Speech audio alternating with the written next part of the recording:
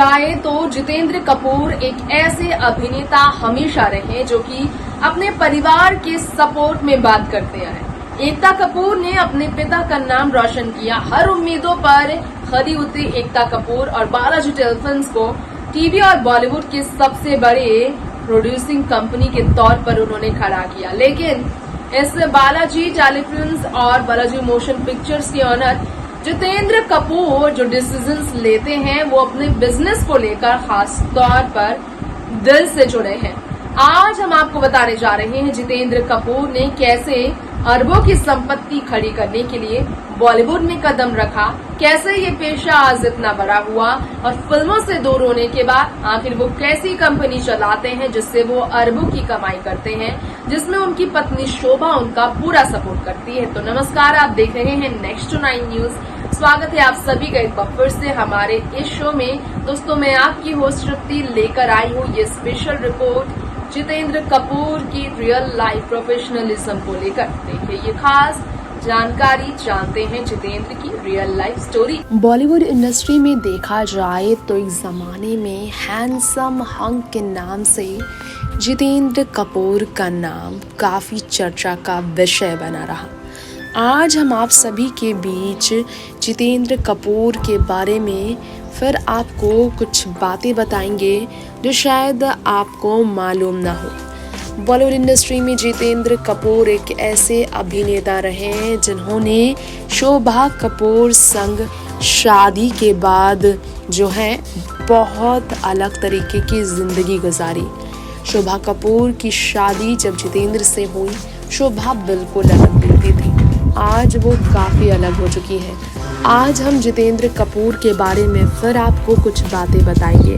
जितेंद्र ने एक बार अपने इंटरव्यू में कहा, my insecurities was so high, I did everything that came my way. अपनी शानदार करियर, बालाजी टेलीफिल्म्स की ऑनर, अरबों अरबों की संपत्ति, आलिशान बंगलों की ऑनर जितेंद्र ने सिनेमा में जिस तरह से राज किया, ज़बरदस्त उनकी पहचान बनी। 4 दशक तक अपनी करियर में अनबिलीवेबल हाइट्स को उन्होंने छुआ। अमेजिंग उनकी स्टारडम थी। गोल्डन जुबली पीरियड के सुपरहिट हीरो जितेंद्र यानी कि रवि कपूर के स्टारडम की अलग ही पहचान थी। उन्होंने एक बार अपने शो में एक रेगुलर लाइफ पर कहा कि मैं अपने बिजनेस में बहुत बिजी रहता हूँ। हाँ, Balaji telefilms, Balaji motion picture, alt entertainment के वो ऑनर हैं, लेकिन वो मैक्रो डिसीजन ही सिर्फ लेते हैं। वो सिर्फ मैक्रो डिसीजंस लेते हैं। उन्होंने कहा खुद का कंस्ट्रक्शन उनकी कंपनी है और बाय प्रोडक्ट है जो एकता कपूर और शोभा उनकी पत्नी के, और इसे उन्होंने ओल्ड बिल्डिंग से परचेज किया और कन्वर्ट किया स्टूडियो में। इंस्ट्रूमेंटल था इसे बिल्डिंग से कन्वर्ट करना। वो बहुत अच्छे बिजनेसमैन, पेशेवर आदमी नहीं है, लेकिन उनकी पत्नी शोभा उनसे बेहतर है। जितेंद्र ने अपनी पत्नी शोभा की तारीफ में ये कहा।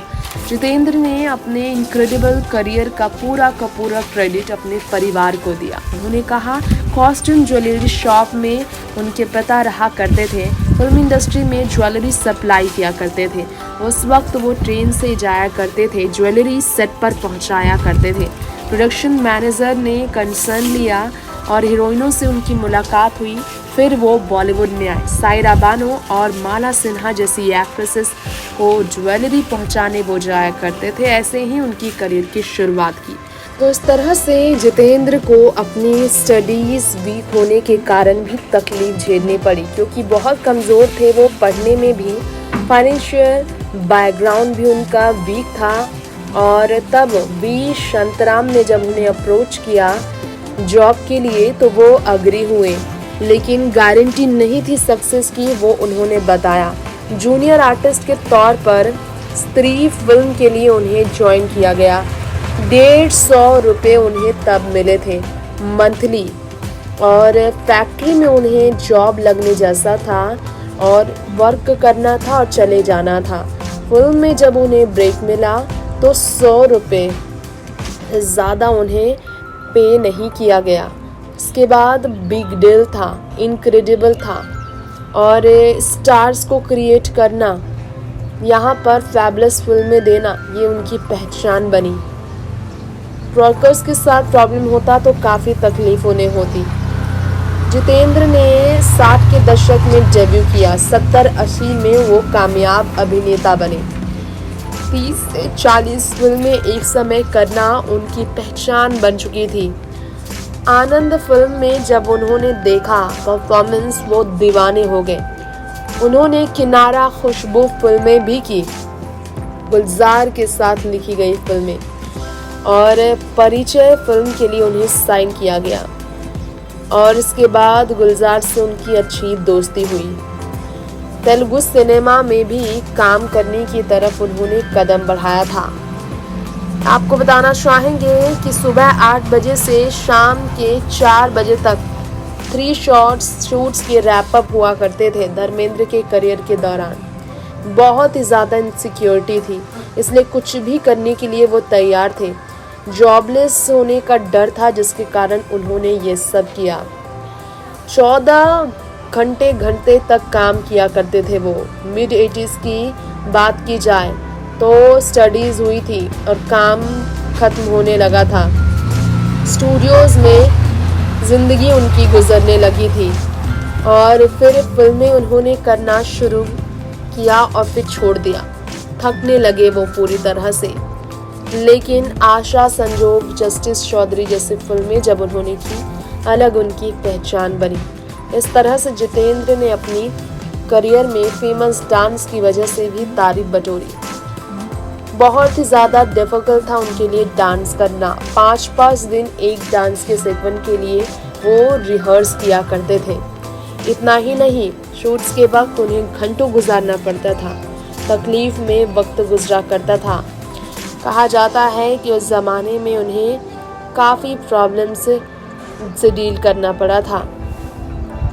ये भी उन्होंने बताया था कि जब फर्ज हिट हुई तो 5 लाख के बजट के साथ उन्होंने इस फिल्म को बनाया, और 8 लाख के बजट के साथ उन्होंने इसकी कमाई की, और वो सुपर हिट निकला। इसके बाद फ्राइडे को मूवी देखने आज भी जाया करते हैं, ये उनका कहना है। उन्होंने अपनी पत्नी को श्रेय दिया। उनकी करियर में उनकी पत्नी के फैसले उनकी ज़िंदगी के सबसे बेहतर फैसले थे। बिजनेस के मामले में उनकी पत्नी हमेशा उन्हें सपोर्ट करती थी, और सबसे ज़्यादा पत्नी के सपोर्ट के कारण वो बिजनेस के मामले में बेहतर अरबपति बन पाए हैं।